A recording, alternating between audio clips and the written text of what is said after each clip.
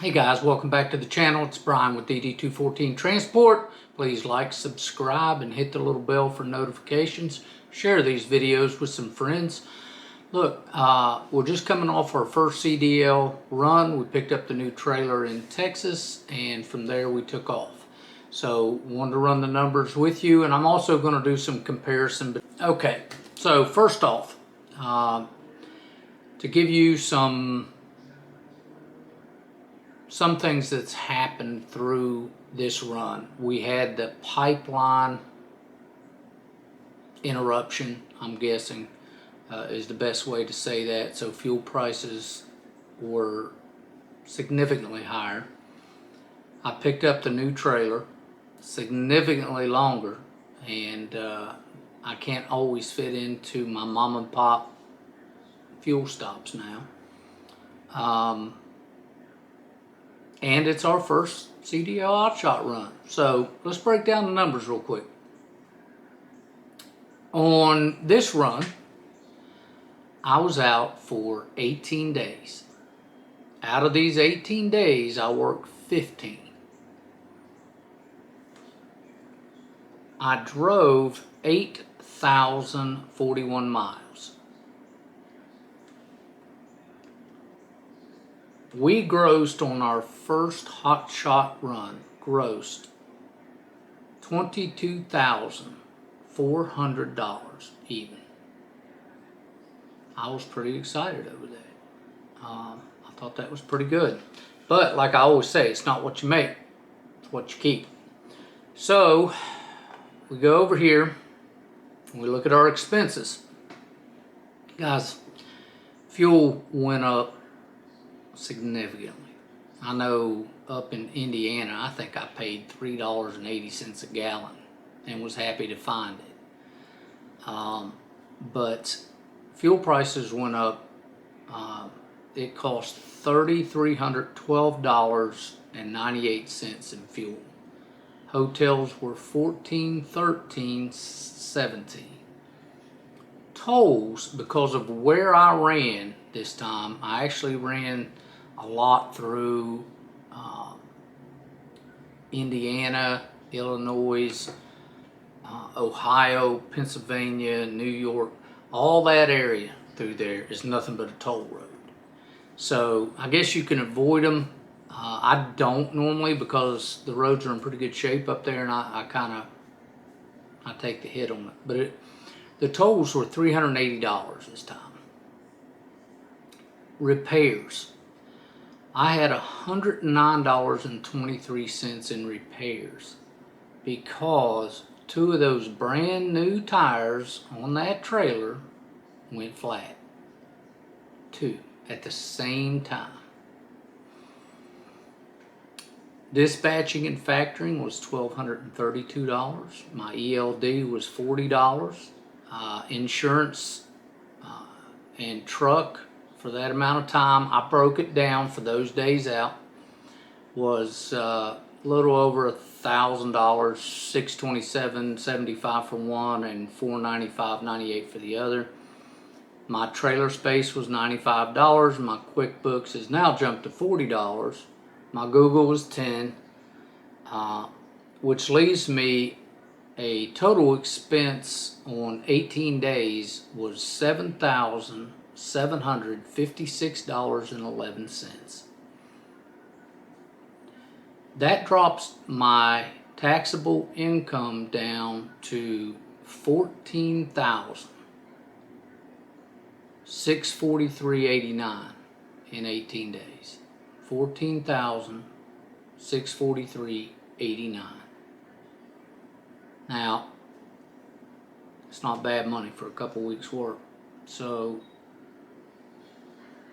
the thing I want to tell you now is that you don't have to do this, but I tell you every time, take 20% out for your taxes, which I did. $2,928.78 goes to a tax reserve. The repair reserve on the miles driven at 10 cents a mile is $804.10, which puts 911.01 in my pocket to do with what I need to do with. So if you have your mortgage or whatever you need to take out of there, you take it out of there. Now, let's talk about a couple things that's happened, okay, real quick. I've noticed on this last couple runs, actually, sort of a disturbing trend that I'm seeing.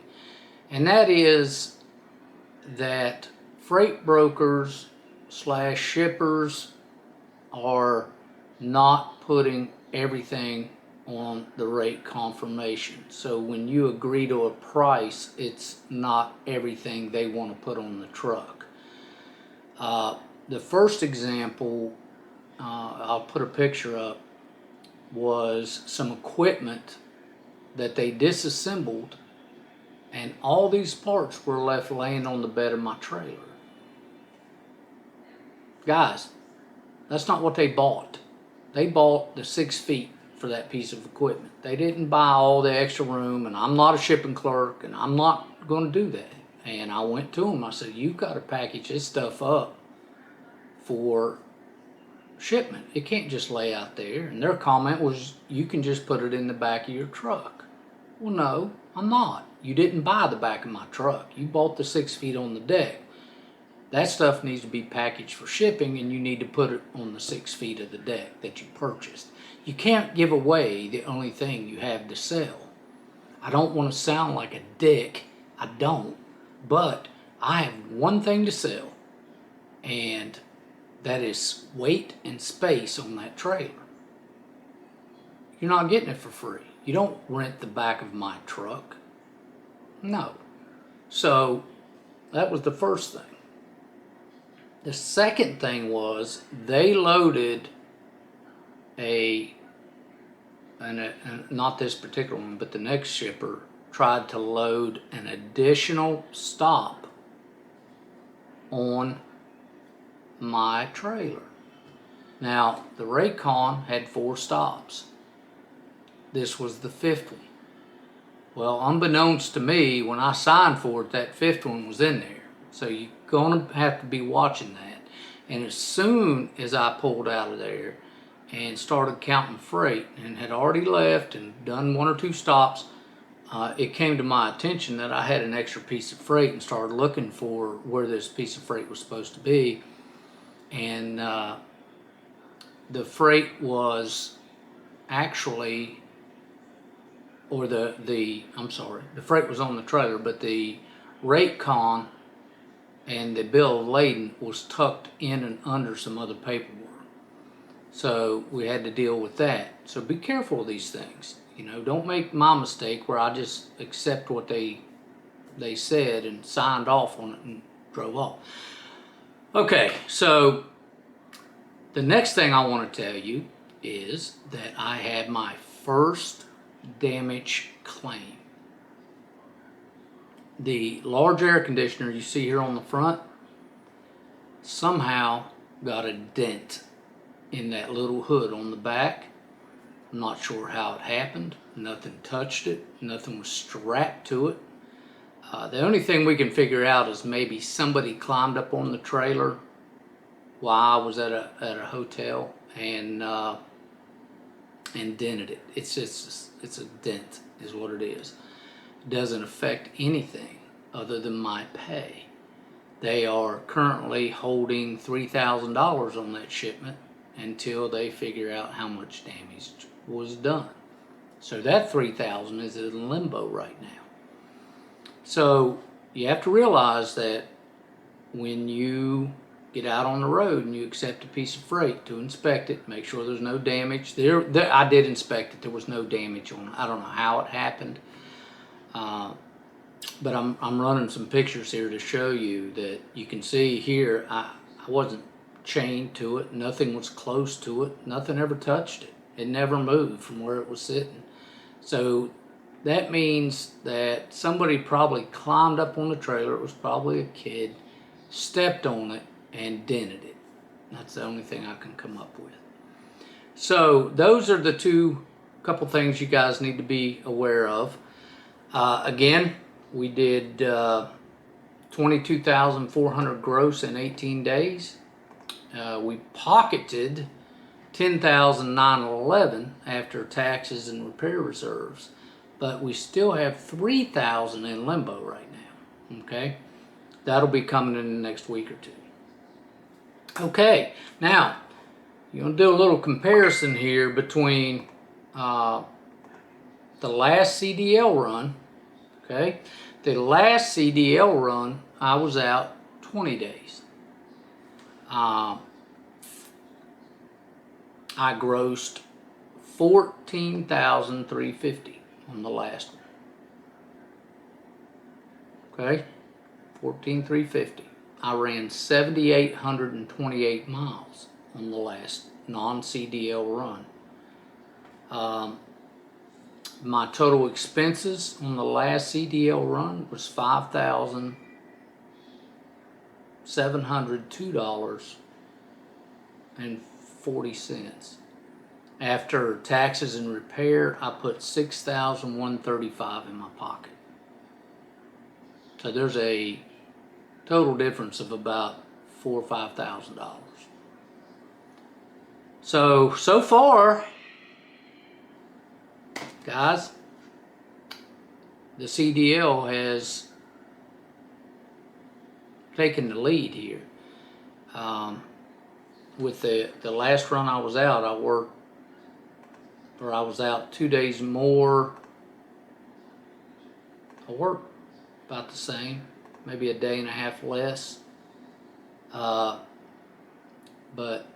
you know, the money was a little bit lighter. But you know, fuel expenses shot through the roof. Extra $1,000 there, an extra $500, $600 on hotels, extra $250 in tolls. So the money went up, but so did the expenses. But the profit amount was still good. All right, so we're gonna shut her down now, and I got a couple more videos coming out, so stand by. We will get back to you shortly. Hey guys, like, subscribe, hit the little bell for notifications. I appreciate you, appreciate all you do. If you guys need anything, please reach out. Anybody that's ever reached out will tell you, if I can help you, I will. Don't forget, if you're trying to get started and need some help, Mary's out there. Reach out to her. Go to the DD214 website, and there's a link for her on there. There's also a link below. Please remember that nothing you will ever pick up, put on that truck, or deliver is worth your life or anybody else's life. It's just not worth it. Again, this is Bryan with DD214 Transport. I'll see you next time.